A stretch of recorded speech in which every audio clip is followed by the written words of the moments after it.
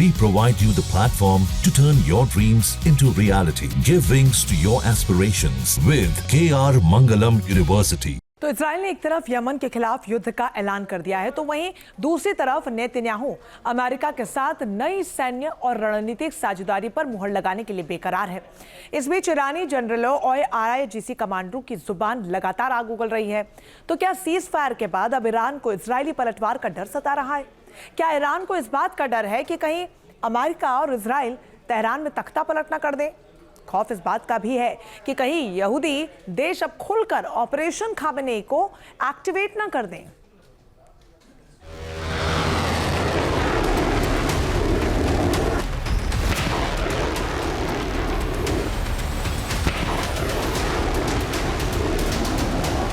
बारह दिन के युद्ध के दौरान में इजराइल ने ईरान की एटमी और मिसाइल फैसिलिटीज को बेइंतहा नुकसान पहुंचाया। यहूदी देश ने चुन चुनकर ईरानी आर्मी जनरलों, IRGC कमांडरों और परमाणु वैज्ञानिकों को मार गिराया।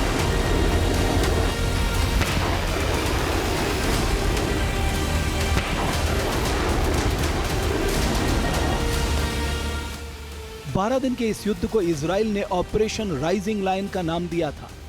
वही सीज फायर का दूसरा हफ्ता अभी बीता भी नहीं था कि इजराइल ने ईरान के सबसे भरोसेमंद दोस्त और प्रॉक्सी शिया मिलिशिया हुती पर ऑपरेशन ब्लैक फ्लैग के तहत जोरदार हमला बोला, एक तरह से युद्ध का ऐलान कर दिया। इजरायली रक्षा मंत्री इजराइल कॉट्स ने यमन को सीधी धमकी देते हुए कहा कि यमन का हश्र तेहरान जैसा ही हो। जो कोई भी इजराइल पर हमला करने की कोशिश करेगा उस पर हमला किया जाएगा, और जो कोई इजराइल के खिलाफ हाथ उठाएगा उसका हाथ काट दिया जाएगा। हुती मिलिशिया को अपने किए की भारी कीमत चुकानी पड़ेगी।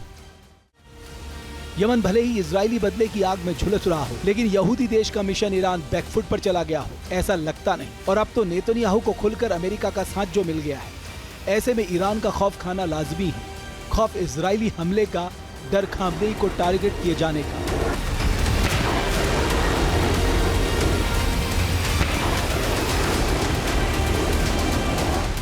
ईरान के मुल्ला रजीम की पहली और आखिरी कोशिश है खामेनेई की किसी भी तरह से हिफाजत हो, क्योंकि अगर खामेनेई के पांव उखड़े तो मुमकिन है कि 1979 के इस्लामिक क्रांति की नींव हिल जाए। वहीं इजराइल और अमेरिका की लगातार कोशिश है कि किसी भी तरह खामेनेई का तख्ता पलट दिया जाए। ईरानी विदेश मंत्री और आर्मी जनरलों की जुबान से निकल रही भाषा ही सबूत है कि ईरान भयंकर डर से घिर गया है। ब्रिक्स सम्मेलन में पहुंचे ईरानी विदेश मंत्री इब्राहिम अगारची का बयान इसी तरफ इशारा कर रहा है। इजराइल का आक्रामक तेवर सिर्फ एक ही देश तक सीमित नहीं रहेगा, इससे बड़े इलाकों को नुकसान होगा। इजराइल के हर गुनाह पर अमेरिका और यूरोप आंखें बंद किए हुए हैं। ये अब बर्दाश्त के बाहर हो रहा है। इस चेहरे को गौर से देख लीजिए। यह है खामेनेई के करीबी और ईरानी सुप्रीम काउंसिल के मेंबर हसन रहीमपोर अजगादी। इन्होंने खामेनेई को अमेरिका और ईरान की तरफ से खामेनेई को आई एक खरोंच के बदले अमेरिका तक को दहलाने की धमकी दे डाली है। उन्होंने सोशल मीडिया प्लेटफॉर्म एक्स पर पोस्ट में लिखा,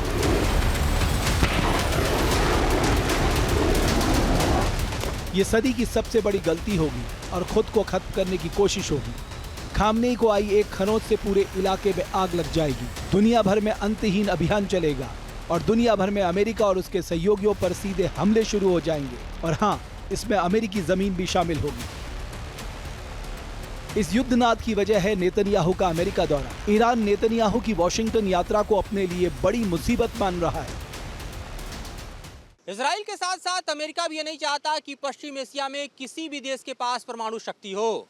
ये तो दरअसल इजराइल के वजूद का सवाल है, और ऐसे में ये कयास लगाए जा रहे हैं कि नेतन्याहू अपने अमेरिकी दौरे के दौरान ट्रंप को इस बात के लिए मना लें कि ईरान के परमाणु कार्यक्रम के साथ साथ उसके मिसाइल ताकत को भी छीड़ किया जा सके।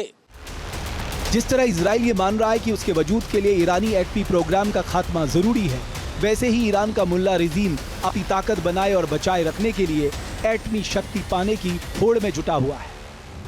पश्चिमी एशिया से लेकर अरब वर्ल्ड में सुलग रही बारूदी आग की यही बड़ी और अहम वजह है।